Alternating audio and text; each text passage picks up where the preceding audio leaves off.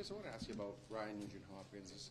A couple of years ago, he was a 100-point player, but he struggled a little bit with offensive this year, but he does so much for your team. He touches so many bases for you guys. Yeah, Ryan's playing his best hockey of the year right now. A lot more confidence, being in the middle of the ice, making plays. But he's been primarily most of the season. He's been first line left winger, first power play unit, first penalty kill over the boards, last minutes, whether we're down a goal, up a goal, we rely on him quite a bit. And Leon joked last year about him being the coach's favorite. Yeah. But we certainly appreciate everything that Ryan does for the team. How does he look in the middle as opposed to on the wing? Like, what different things does he give you guys? Well, I think he can play both, and right now, he is playing his best hockey, and he is playing center, and I don't necessarily think that he has to play center to playing his best. I think it's just they work just at the timing it is what it is right now. It's easier to get out of a funk or kind of find your game because of the rhythm of the game and the way he plays. You just touch the puck more. You're able to make more plays. You're on the move. It's just a better situation. And he's been making the most of it. And also the two wingers that he's got right now are playing probably their best hockey right now. So collectively, those three we've been very happy with. Kris, Adam Henrique's a guy who was a top six center most of his career. Obviously, come here, it's a little bit different. But I'm just talking about, you just get more touches and you feel more confident. Like you're playing more. In a weird way, can the injuries to these guys, as long as they're short term, help some of your other guys because they get more puck touches and that can carry over? We hope in the long run this is good for us. Or losing, Connor and Leon. Do we ever want them out of the lineup? No. Probably in the short term, it's harder for us to win games and move up in the standings, and we want to win as many games as possible. But for collectively our team, we want to be at our best for the playoffs. That's the most important thing. And this little break without having those two, maybe that helps us. Other guys find their game and they're able to step it up, because we need them more. They're playing more. Their guys are on the power play, last minutes, whether it's up or down a goal. So hopefully they can build a little confidence and feel good about it. What are you looking for from Ty Emberson when he gets back in the lineup? I'll continue where he left off, and I think he's had a good season. He's played more games than he ever has in the NHL. Last year he played 41 games, and it was ended with a season-ending injury.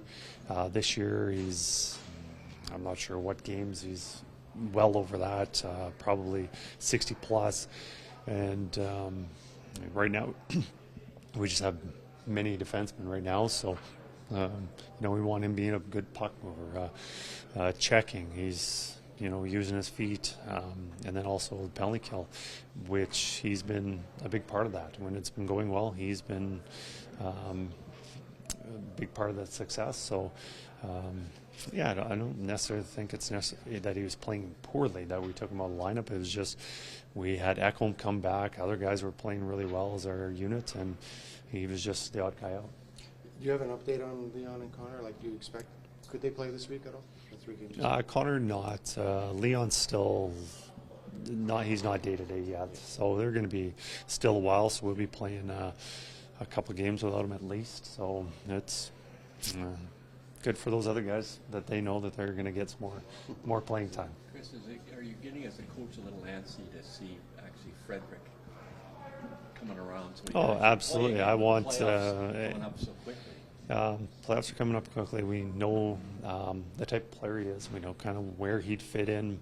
Like any player, after some time off, it's going to take them a little while to find their game and build it up again. And just with repetitions of a game and practice time and just having that competitive environment.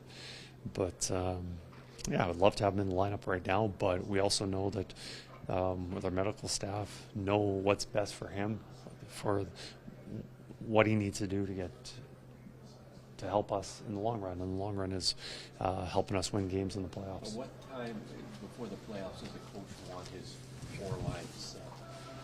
Last year, I don't think we had our lines set. I don't think we ever did. Regular season through the playoffs, we never had them set. as much as I wanted to try and get him set going into there, we just, I don't know, we were always tinkering. We were always wanting to find something, and I don't think we got him set until game 1 against Florida. I think that was when they were probably not fluctuating regularly. So, yeah, I don't know. I'd like him in the lineup tomorrow. I'd like to have some time with him. We've only got, I don't know, 3 weeks left of the season. But we just played the cards that we're dealt with. And what about it as a coach going into the playoffs? Does a coach want players who are really good defensively in the bottom 6, or does a coach need somebody in the bottom 6 who might score a goal? I guess I'm talking Jeff's game. The games are tight. They're 2-2. You're looking at preventing the goal or looking to score the goal. I think most importantly, from a coach standpoint, you're looking for which line is going to give you the most, and that line collectively, who's going to be playing well together to help, and that's whether they're just a shutdown role or they're wanting to play against the other team's line and not necessarily interested in scoring goals, but just keeping that other line off the score sheet. You know, obviously, you always want to. The goal is to outscore when you're on the other when you're on the ice. Outscore whoever you're playing against. So whether you do it defensively, you know, score 5 and you only allow 4, whatever it is. But I don't necessarily think that you have to look at one individual. We need more of this, that. From a coach's standpoint, it's which 3 collectively are going to give us the best chance of winning or impact on when they're on the ice.